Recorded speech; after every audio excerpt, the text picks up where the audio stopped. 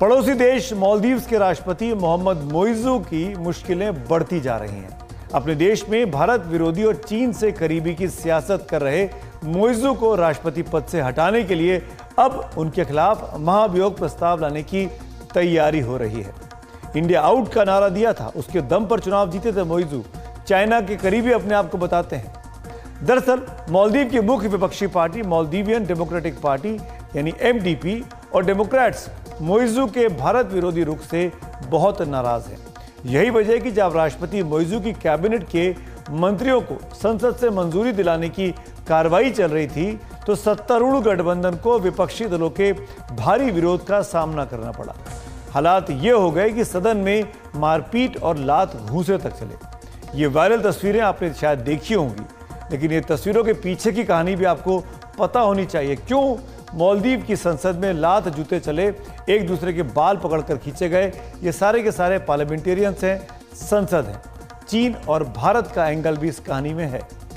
पहले देखिए उसी पर मेरे सहयोगी उमा शंकर सिंह की ये रिपोर्ट।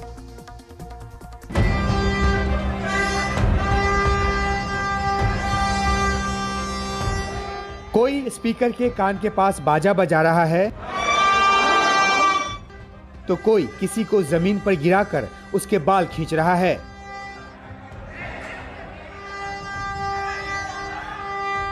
ये दृश्य है मालदीव्स की संसद पीपुल्स मजलिस के।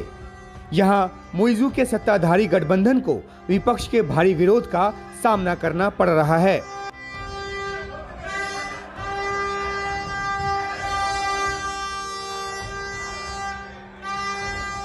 मोइज़ू ने 22 सदस्यीय कैबिनेट का गठन किया, जिस पर संसद की मुहर लगनी थी।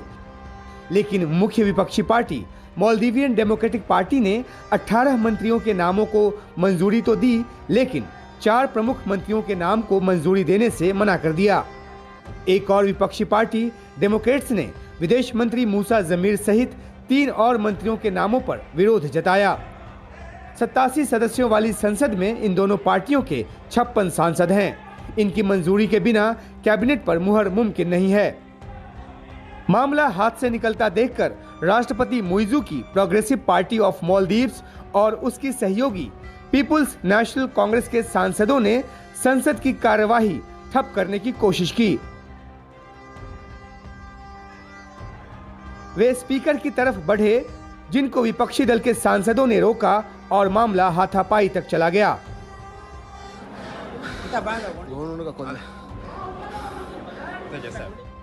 ये सब इसलिए हो रहा है क्योंकि राष्ट्रपति मोहम्मद मोइज़ू भारत विरोधी नीति पर चल रहे हैं। सत्ता में आते ही उन्होंने मालदीव से भारतीय सेना के उस दल की वापसी का फरमान सुना दिया जो वहां राहत, बचाव और प्रशिक्षण के कामों के लिए तैनात है। इससे वहां राहत और बचाव कार्य में मुश्किल आनी शुरू हो गई है। मोइज़ू ने भारत के साथ हाइड्रोग्राफी समझौते का भी नवीनीकरण नहीं किया है।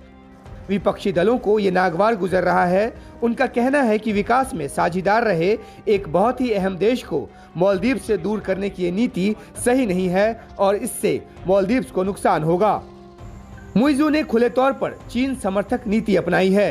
राष्ट्रपति बनने के बाद पहला दौरा भारत का न करके वे चीन गए। 22 समझौते किए और चीनी पोत को माले आने की इजाजत भी दी गई है। इन सब बातों को लेकर वे घर में ही घिर गए हैं।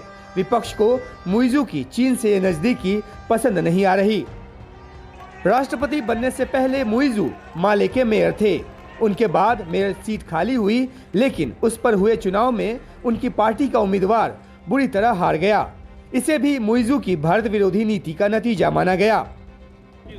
पीएम मोदी के लक्षद्वीप दौरे के बाद मोइज़ू के मंत्रियों ने जिस तरह से आपत्तिजनक पोस्ट्स लिखे, उसे लेकर भी मोइज़ू का भारी विरोध हो चुका है। उन्हें 3 मंत्रियों को निलंबित करना पड़ा। पूर्व राष्ट्रपति मोहम्मद नशीद और इब्राहिम मोहम्मद सालिह से लेकर संयुक्त राष्ट्र महासभा के अध्यक्ष रह चुके मालदीव्स के नेता अब्दुल्ला शाहिद तक राष्ट्रपति मोइज़ू की नीतियों की कड़ी आलोचना कर चुके हैं।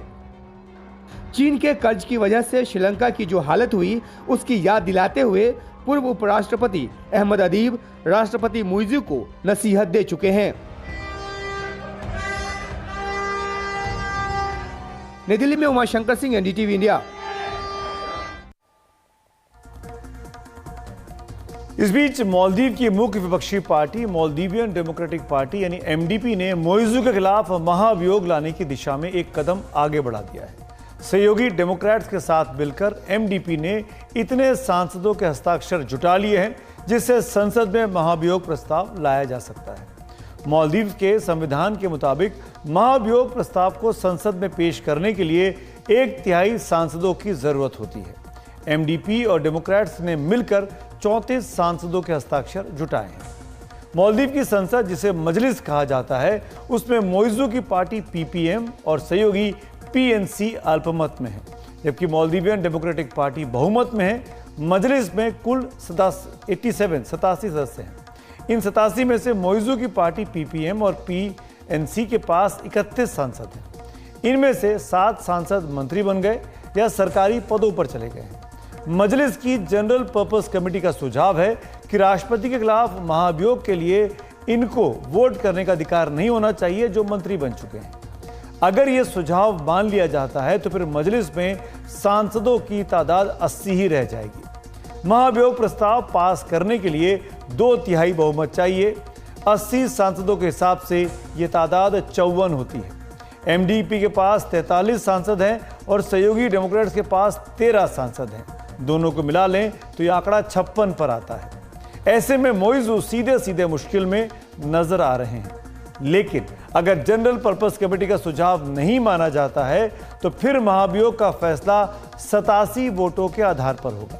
उस सूरत में संसद में महाभियोग प्रस्ताव पास करने के लिए 58 वोटों की जरूरत होगी। एमडीपी और डेमोक्रेट सांसदों की तादाद 56 है, जो 2 कम है। विपक्षी गठबंधन ने अगर किसी तरह 58 का आंकड़ा छू लिया बाकी और सांसदों की मदद से, तो मोइजू मुश्किल में पड़ सकते हैं। हालांकि उनके पास महाभियोग के खिलाफ सुप्रीम कोर्ट जाने का रास्ता बचा रहेगा। अब देखना है कि पड़ोसी मालदीव की राजनीति क्या रुख करती है। मालदीव हिंद महासागर में भारत का पड़ोसी है और उसका रुख इस पूरे इलाके में भारत की सुरक्षा से सीधे सीधे जुड़ा हुआ है।